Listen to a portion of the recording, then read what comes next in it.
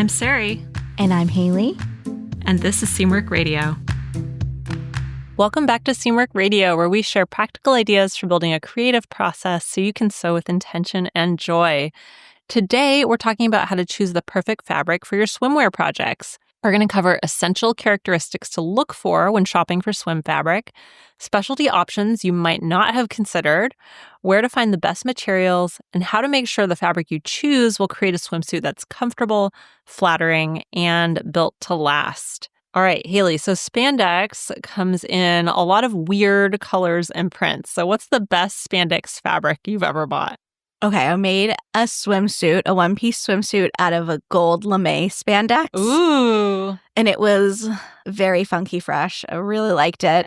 This was like 2000, I don't know, 9, 10. It was like the era of American Apparel and like indie sleaze. And so it was like a really just kind of like fun, sleazy swimsuit. And I made it for like a little collection of swimwear in a gold.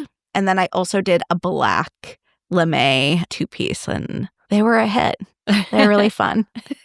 That's fun. I think for me, the best spandex, there's two that come to mind. One, I think you saw, which had donuts printed all over it. I had a feeling you might say that, yeah. I got that from Spandex World, I want to say. And that was really cool. And then the other one I bought was like this bright neon pink spandex, which I was going to make shorts, like workout shorts out of, like bike shorts. I don't think I ever did. I don't think I ever turned it into anything. Maybe I did. I can't remember actually if I made anything with them. I had it in my drawer here at work though for a really long time because I didn't know what to do with it. So those are the ones that are, and that I think came from Spandex World too. So when we were making the Reese swimsuit, which we released last summer, the proto fabric we used was like bright day glow, like lime yellow green. Like a tennis ball. It was like a tennis ball. And it was like so distracting in the fitting. So I was like, oh man. I can't look at my it. eyes. I felt bad for Aretta because she had to sew with it. And it was also like oddly looked so good on our fit model. I was like, wow, like I don't know a lot of people who can pull off that color, but we're just learning things here today. You never know sometimes. Yeah. All right. Well, if you have a question for us for a future episode, you can leave it in a 5-star review on Apple Podcasts, and we'll use it as our icebreaker in a future episode. So we'd love to hear from you guys. All right. So I have to admit, for years, I was really intimidated by the idea of sewing my own swimwear. I think there's something about working with stretchy fabric for a garment that needs to stay in place, provide coverage, withstand water, chlorine, sun. It just felt really intimidating. But after making quite a few swimsuits, and, I made some pretty bad mistakes along the way, I've found that the key to success often comes down to one thing, which is choosing the right fabric from the start. So swimwear fabric shopping can feel overwhelming if you're new to it. It's not like buying cotton or linen where you can easily tell the quality just by how it feels in your hand. With swim fabric, there's all these technical aspects to consider, like 4-way stretch, recovery, fiber content percentages. But I promise it's not as complicated as it seems. Once you know what to look for, you're going to be able to confidently shop for swim fabric that's going to create beautiful, comfortable suits that last for years. So what was your first experience sewing swimwear like, Haley? Did you find the fabric selection part challenging? I found the whole experience challenging. My first time I sewed a swimsuit, I made it out of this kind of peach colored fabric. And I used a white color for like a trim along the neckline and the leg openings. And the fabric was too thin. It just wasn't like a high quality swimwear fabric. I drafted it myself too, which was also had a whole other set of issues. I made the elastic too big for all the openings, so it just like would not stay on. The whole thing was such a flop. I cried after I sewed it. and then was filled with like such like determination that I drove myself to Joann immediately. Joann used to have great swimwear fabric. R.I.P. Joann. I drove myself to Joann immediately after. I bought a bunch of swimwear fabric and I stayed up all night and made a new swimsuit. Oh. And it turned out really great. Great. So the lesson is that I learned from my mistakes, but there were plenty to make. Yeah, there's a lot to know when it comes to swimwear, but we're going to cover a lot of it today when we talk about fabric. What about you? What was your first experience sewing swimwear like? I'm trying to remember the first swimsuit I ever made. I think it was a 2-piece, and it came out okay, I would say. It wasn't like a terrible flop. It wasn't great either. I didn't have a serger at the time, so that made it a lot harder. I don't think you necessarily need a serger to sew swimwear, but it just makes certain things a little bit easier. And I think when you're new to sewing, well, knits generally, there's a lot of special techniques for if you're not using a serger. So I think it was a teaching project for me. I learned a lot from it, and then my next swimsuit came out a lot better. But I've definitely made some mistakes when it comes to fabric that I think I've learned a lot from projects like that. Do you prefer solid colors or printed fabrics for your swimwear projects? I like both. I think a nice textured swimwear fabric is really cool. Like my Reese swimsuit that I made last year is kind of a seersucker puckery. It's got micro stripes, so really tiny stripes. So it almost looks solid from a distance. And so I like a little bit of texture like that. And I do like solids, I would say generally, but I've made some cute printed ones too. And I especially like stripes. What about you? I tend to go for mostly solids, although I love like a great floral print when I can find them. I used to have a swimsuit I made from this really cool, like almost like 1950s looking rose fabric, but it was kind of had this like watercolory element to it. It was really neat. So I love a print when I can find one, but lots of times my taste in print doesn't always align with what's available. I have a gingham one in my stash that I've been dying to use. One thing that I've noticed is how swimmer fabric options have really expanded like over the last handful of years. When I first started sewing swimwear, the choices were really limited, but now we have all of these really interesting textures and sustainable options and technical fabrics. Have you experimented with any of these newer types of swim fabrics? Yeah, I've used a few different ones. We used to have a really big fabric resource here in Portland called Rose City Textiles that had a lot of really technical fabrics. Often they were remainders from, we have a lot of sports apparel companies here in Portland. And there were some really, really interesting fabrics that I sourced from them. Since they closed, I haven't bought as many because it's always nice to feel them in person, I think, for these kinds of fabrics. But I played around with some of those, and I think it's cool to try out different things when it comes to a swimwear fabric and sports apparel. I think those are two areas where it's really fun to try some of those new fabrics. What about you? I've experimented with some like different kinds of mesh fabrics a little bit here and there, and I've sewn with the rib swimwear fabrics that I feel like are becoming more and more available. Those are neat, but I do notice that they tend to stretch. They have a lot more stretch than a traditional swimwear fabric, and so oftentimes I think sizing down becomes a little necessary because the rib creates a lot more mechanical stretch. But I think that I agree with you, though, being able to find a source where you can go at like a physical store that you can go in can be really helpful because shopping for technical fabrics online, especially the more experimental new stuff, can be a little overwhelming. Yeah. And I think for prints also, one other thing is that oftentimes I've found that because of the stretch, the print can look different when it's stretched out. Yes. In these fabrics because it's printed on top of like a substrate that's maybe it's got a dark color printed on a lighter color substrate, for example. Mm-hmm. And so it's nice to be able to touch it, even if it's just a swatch, even if you're just ordering swatches online and stretch it out and see how it actually looks once it's stretched out over parts of your body. Yeah, that's a great point. Well, we're going to get into some of these tips here, and hopefully it'll kind of demystify some of the fabric sourcing things for swimwear. So our first tip is to look for the right fiber content. The gold standard for swimwear is a blend of about 80 to 90% nylon and 10 to 20% spandex. Nylon can sometimes be labeled as polyamide, provides durability and softness, while spandex, also called elastane or lycra, which is a brand name, gives you stretch and recovery. You might sometimes see polyester instead of nylon, which works too, but it usually isn't quite as soft against the skin. The spandex percentage is super critical. If it's less than 10%, the fabric probably won't have enough stretch and recovery for swimwear. And always check the label of the product description before you buy. Once I bought this gorgeous floral and I thought it would make a really great swimsuit, but it only had 5% spandex. So I ended up having to use it for another project instead. So knowing those fabric percentages or the fiber percentages and the types of fiber can really be a good first step to selecting high quality swimwear fabric. Yeah, definitely. And the second tip is to make sure that it has four-way stretch. So four-way stretch means the fabric stretches both horizontally and vertically, and it's absolutely essential for swimwear. So to test four-way stretch, I pull the fabric along the crosswise grain, so that's from selvage to selvage, and then along the lengthwise grain. So for swimwear, you want fabric that stretches at least 50% in both directions. So that means if you have a 4-inch piece, it should stretch to at least 6 inches, so 50% bigger than its original size. And this is especially important for areas like the bust and the bottom, where the fabric needs to curve around the body.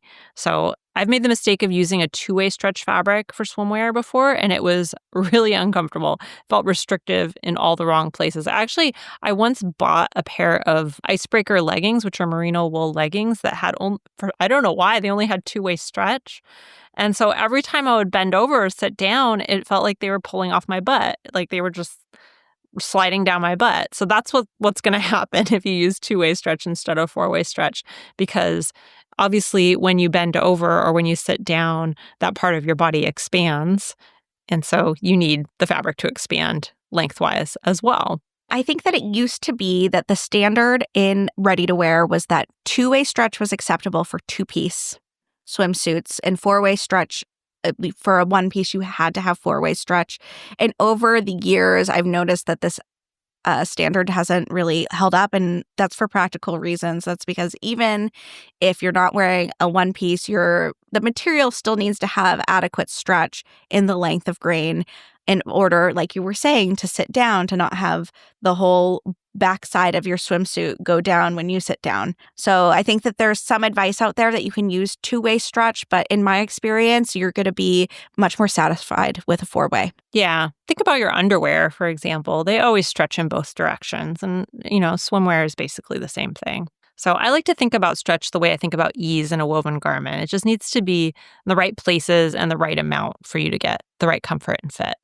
I love that tip. In addition to stretch, you also want to test the recovery of your fabric. Recovery might actually be even more important than stretch in some ways when it comes to swimwear. Recovery is how well a fabric returns to its original shape after it's been stretched. So poor recovery leads to a saggy swimsuit that loosens throughout the day, especially when you're combating with water, which adds weight to your fabric. Recovery becomes even more important. So to test recovery, I stretch a piece of fabric firmly, hold it for at least 30 seconds, and then release it. Good swimwear fabric will snap right back instantly and completely. If it remains slightly stretched out or takes time to return, it's not suitable for your swimwear projects. I like to do this test with the fabric wrapped around my arm or my leg to simulate how it will behave on the body. You could also do this test when your fabric is wet, because in some cases, a wet fabric may behave a little bit differently than a dry fabric. It's like on elastic waistbands of pants. If they stretch out during the day, you're constantly going to be pulling them up. The same thing can happen when you're wearing swimwear that has poor recovery, except swimwear has higher stakes because you don't have anything on underneath. Yeah. So now if you have leggings or tights or anything like that seems to sag and fall down throughout the day, this is why it's poor recovery. All right, next is to consider specialty fabrics. So when we think of swimwear fabric, most of us picture that classic kind of smooth, shiny spandex, but there are so many interesting options now. textured swimwear fabrics like ribbed spandex, which Haley mentioned earlier, piqué textures, which I mentioned, that kind of seersucker texture I mentioned, or crepe textured spandex can add some visual interest and sometimes even provide a nice effect for your body that you might like. I used a piqué spandex for a Reese swimsuit I made last summer, and that texture just combined with those microstripes that I mentioned, it just created such a lovely effect. And I love the way that it looked a little bit like seersucker. It almost looked like a woven fabric in a knit. There are also athletic performance fabrics that have compression or moisture wicking properties that are really nice if you have a more active lifestyle. And if sustainability is important to you, you can look for recycled options like EcoNilled regenerated nylon or Reprieve recycled polyester. You might be able to find some of those as well. I've been trying to make more sustainable fabric choices lately, so I was really pleasantly surprised by the quality of recycled swimwear fabric that you can find these days. Yeah, I love that there's more and more of these options for home sewers becoming available. Our next tip is to not forget about the lining. A good swimsuit lining is crucial for comfort, for modesty, and for the longevity of your swimsuit. Look for lightweight power mesh if you want to add a little extra support and compression to your swimsuit, or a soft tricot lining is great for a more comfortable option. For light-colored suits, I always choose a lining that's close to my skin tone rather than white, which can become really see-through when wet. Even if your main fabric isn't see-through when wet, lining can help the suit keep its shape and provide a more polished look. You could even strategically double line just certain areas that need more support or coverage. I've definitely used self fabric or just like regular swimwear fabric in the past if I was concerned about the opacity of a swimwear fabric. I like to think about my lining in swimwear like a good undergarment. They create the foundation that makes the outer garment really look its best. And I think the closer you can get to your skin tone with it, for example, if you're using a white outer fabric, and if you use a white lining fabric, there's going to be more contrast between your skin and the fabric. But if you use something that's closer to your skin tone, it'll disguise any kind of skin poking through. So it's really helpful just for linings and undergarments generally. Yeah, definitely. I, for years, struggled with finding the right swimwear lining because a lot of times it's in like a tan color that was like, I have a very fair skin complexion that just like did not work. And then finally at Mill End one year, I found like a light pink lining that was perfect. And I bought like 5 yards of it. And I've been using it ever since. Finally, a Haley colored fabric. It's pink. Like a little piglet. Next is to choose the right color for your needs. So color choice for swimwear is about more than just aesthetics because it's also practical. Darker colors tend to be more chlorine resistant and they do show less wear over time. So if you're making a suit for regular pool use, dark navy, black, jewel tones, those are going to last a bit longer than pastels. So light colors also can become somewhat transparent when wet, like we mentioned before, especially if they're not properly lined.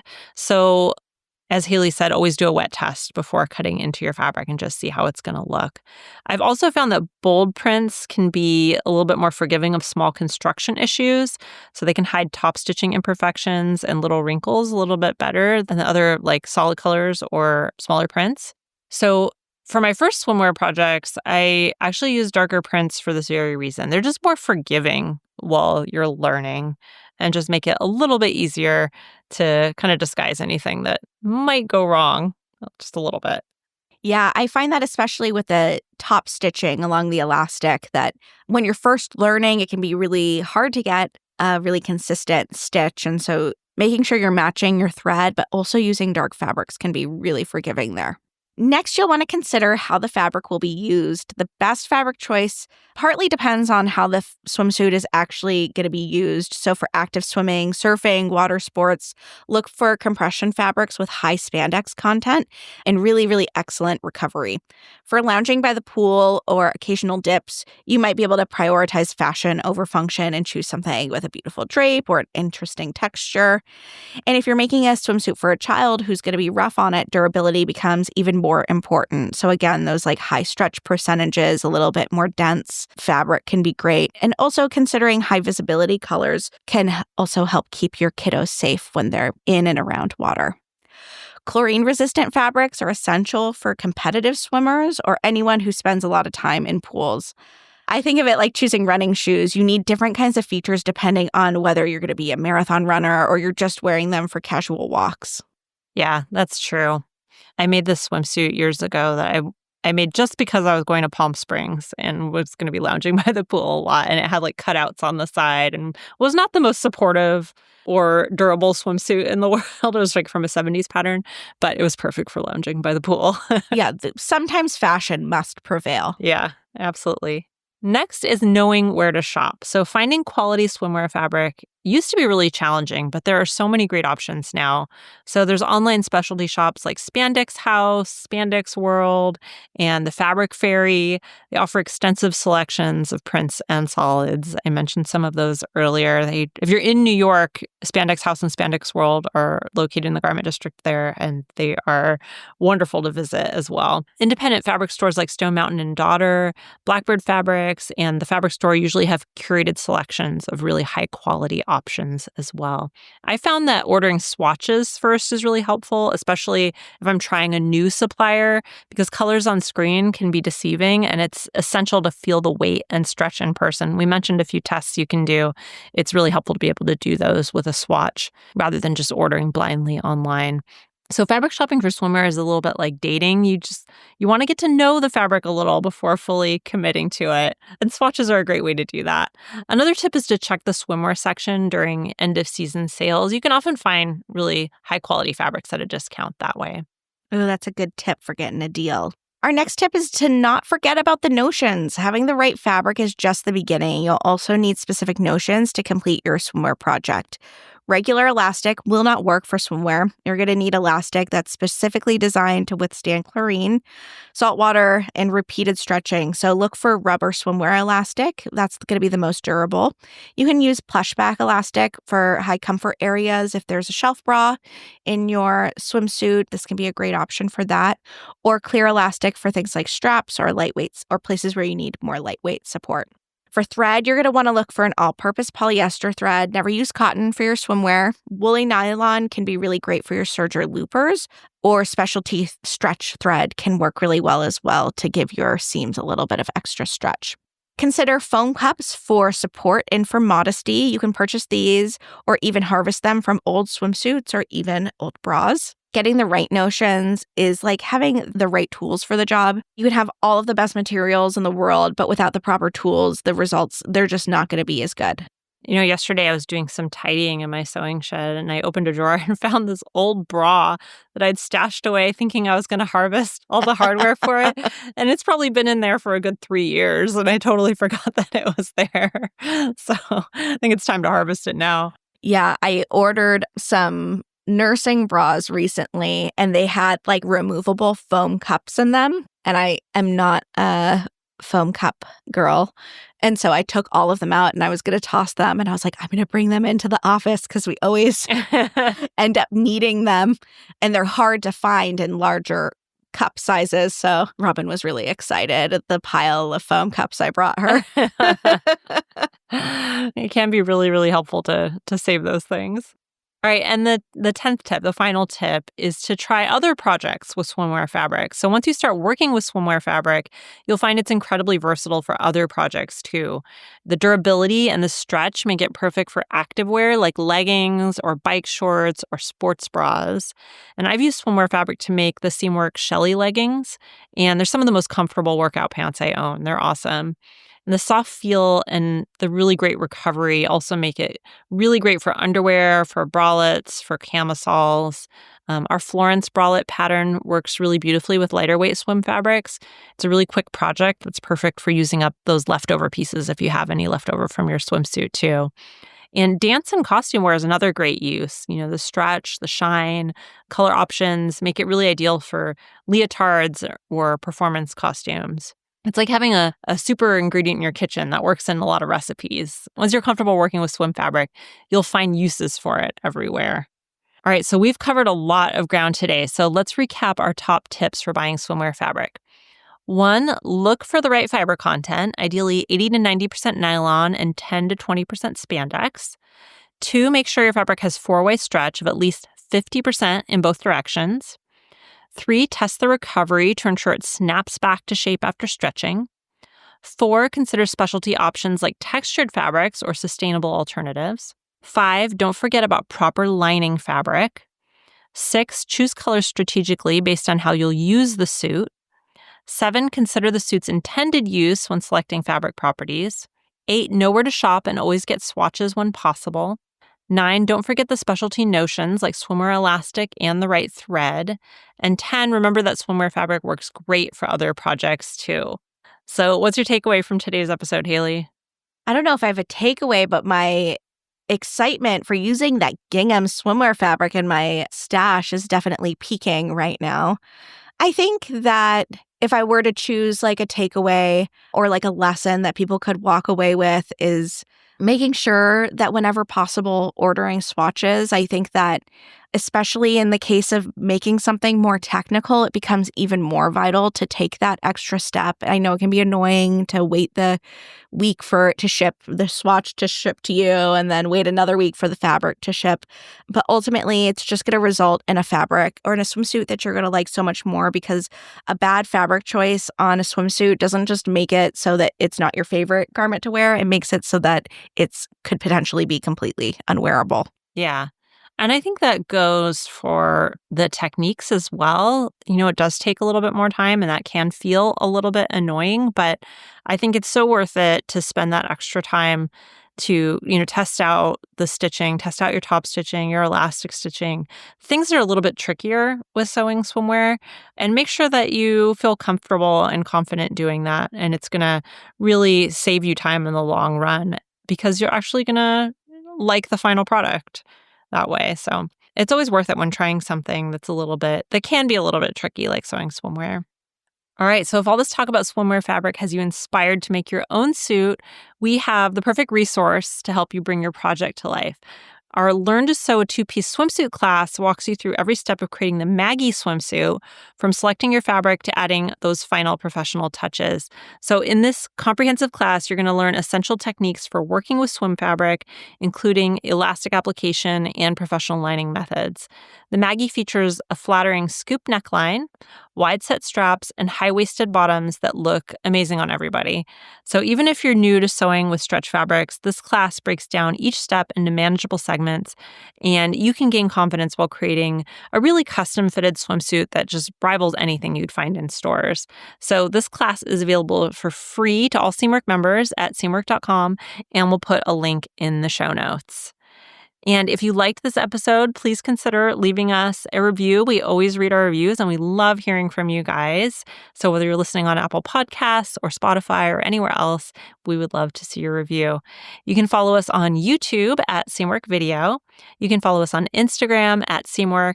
And if you'd like to become part of the Seamwork community, head over to seamwork.com to learn how to join. And that's it for us this week. I'm Sarai. And I'm Haley. And this is Seamwork Radio. Seamwork Radio is brought to you by the team at Seamwork. Seamwork's an online community that supports you in creating a wardrobe that feels right for you. When you join us at Seamwork, you become part of our private community of makers, and you also get access to monthly sew-along classes, a library of over 200 sewing patterns, and tons of great resources to help guide you through the sewing adventure that you choose. Podcast listeners can get half off a Seamwork Unlimited membership, which means you can download as many of those 200 plus patterns as you want at any time, and our community will be there to guide and support you. If you'd like to join us for half off, just visit seamwork.com/go/podcast50. You can also find us on Instagram at Seamwork, or visit our YouTube channel, which is called Seamwork Video. We love hearing from you, so let us know if there's a topic or a personal story that you'd like us to cover. Thanks for listening to Seamwork Radio.